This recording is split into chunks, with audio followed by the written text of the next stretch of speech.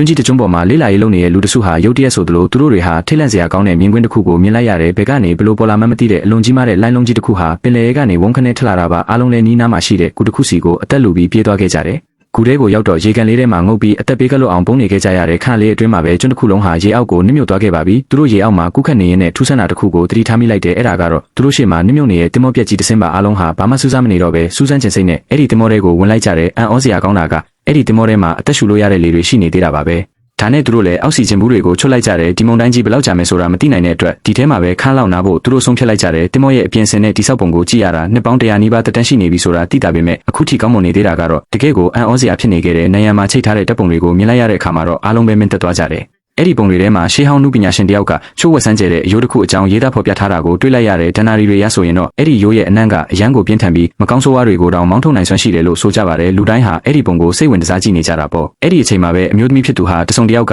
သူမကိုအနောက်ကနေစိုက်ကြည့်နေတယ်လို့မျိုးထူးဆန်းတဲ့ကြောက်စိတ်တစ်ခုကိုခန်းစားလိုက်ရတယ်လက်ကြည့်လိုက်ပေမဲ့လည်းဘာမှရှိမနေပါဘူးအဲ့ဒီအချိန်မှာပဲသူမရဲ့အဖော်တယောက်ကအခန်းထဲမှာဝက်ထားတဲ့လမ်းကြောင်းတစ်ခုကိုတွေ့သွားတယ်ဒါပေမဲ့ဝင်ဖို့နေလန်းတော့မရှိဘူးဖြစ်နေတယ်နောက်ဆုံးမှာတော့အမျိုးသားဖြစ်သူကအားလုံးကိုဒီနေရာမှာပဲငြိမ်ငြိမ်လေးနေကြဖို့ပြောလိုက်တယ်သူတို့တွေပုံတွေကိုပြန်ပြီးစစ်ဆေးကြည့်နေတော့မှပဲအဲ့ဒီအမျိုးသားဟာပြင်းထန်တဲ့ရနံ့တစ်ခုကိုရုတ်တရက်ရလိုက်ပြန်တဲ့နောက်မှတိလိုက်ရတာကတော့ဒါဟာသူ့သူငယ်ချင်းတယောက်ကနောက်ပြောင်လိုက်တာပါကြောက်စိတ်တွေပြေပြောက်သွားပြီးနောက်မှာတော့အားလုံးပဲအေးအေးချမ်းချမ်းအိပ်ပျော်သွားကြတယ်တော်တော်လေးကြာသွားတဲ့အခါမှာတော့ခုနကရခဲ့တယ်လို့အနက်မျိုးထက်ရလာပြန်တဲ့သူကတော့ဒါဟာကောင်မလေးရဲ့ရေမွေးနဲ့ပဲဖြစ်မှာပါဆိုပြီးလိလျူရှူထားလိုက်ပေမဲ့ထူးဆန်းတာတွေဖြစ်လာပါတော့တယ်